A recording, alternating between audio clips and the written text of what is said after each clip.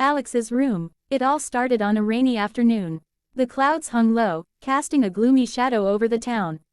I was sitting in my room, playing a video game, when I heard a soft knock on my door.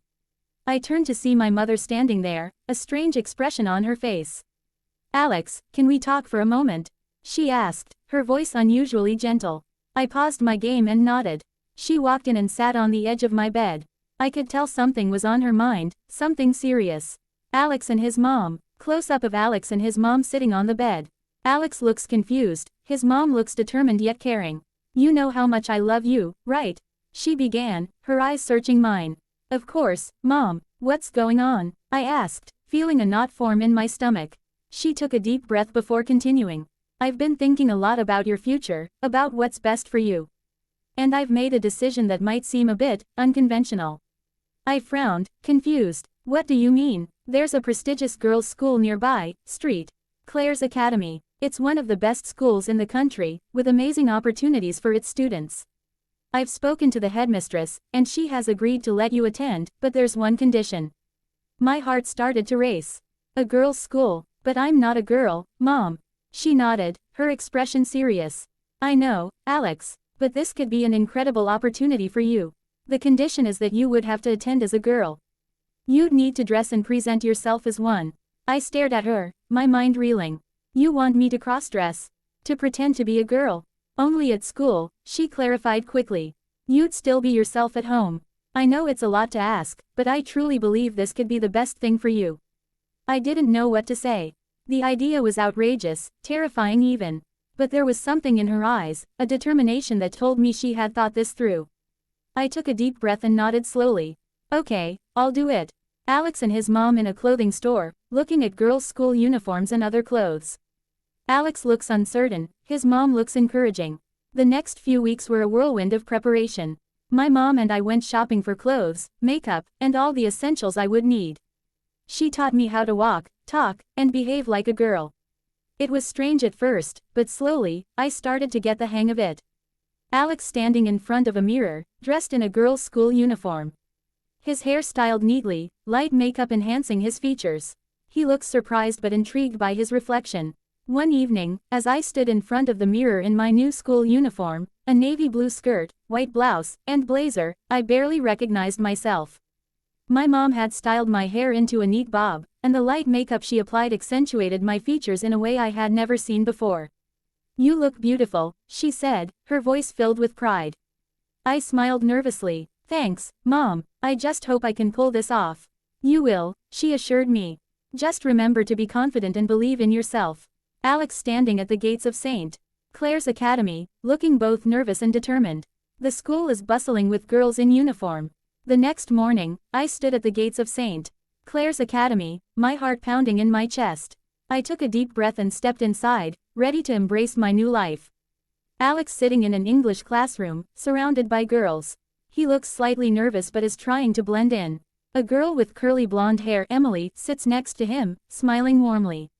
The school was buzzing with activity as girls in their uniforms hurried to their classes. I felt a few curious glances but mostly blended into the crowd. My first class was English, and as I walked in, I spotted an empty seat near the middle. I took it and tried to look inconspicuous.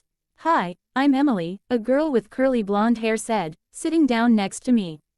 "Hi, I'm Alex, Andra," I replied, catching myself just in time. She smiled warmly. "Nice to meet you, Alexandra. Are you new here?" I nodded. "Yeah, I just transferred." "Well, if you need anything, just let me know," she said kindly. The rest of the day went by in a blur. I tried to focus on my classes and avoid drawing too much attention to myself. During lunch, Emily invited me to sit with her and her friends. They were all friendly and welcoming, making me feel a little more at ease. Alex in a gym class, trying to play volleyball. He looks a bit out of place, but determined. Emily and other girls are cheering him on from the sidelines. As the weeks went by, I started to settle into my new routine. I found that I actually enjoyed some of the aspects of my new identity. Dressing up and experimenting with makeup was fun, and I loved the camaraderie I shared with my new friends. However, it wasn't all smooth sailing. There were times when I felt like an imposter, constantly worrying that someone would discover my secret. One day, During gym class, we were playing volleyball, and I couldn't help but feel out of place. I wasn't as athletic as some of the other girls, and I struggled to keep up. "Come on, Alexandra, you can do it," Emily cheered from the sidelines. I took a deep breath and focused, determined not to let her down.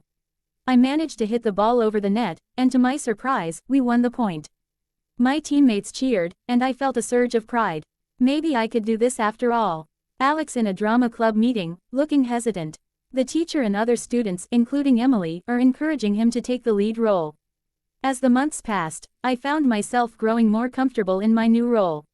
I excelled in my classes and even joined the school's drama club. The more I embraced my new identity, the more I discovered about myself. One day, during a club meeting, we were discussing our upcoming play. The lead actress had fallen ill, and we needed someone to step in. "Alexandra, why don't you give it a try?" our drama teacher suggested. I hesitated, but my friends encouraged me. "You'd be perfect for the role," Emily said with a smile. I took a deep breath and agreed. As I rehearsed my lines and got into character, I felt a sense of liberation. Performing on stage allowed me to express myself in ways I had never imagined. Alex on stage in costume, delivering lines confidently. The audience is applauding enthusiastically, and his mom is in the front row, clapping proudly. The night of the play, I stood backstage, my heart pounding with nerves. But as the curtain rose and I stepped into the spotlight, all my fears melted away. I delivered my lines with confidence, and the audience applauded enthusiastically. After the performance, my mom came backstage to congratulate me.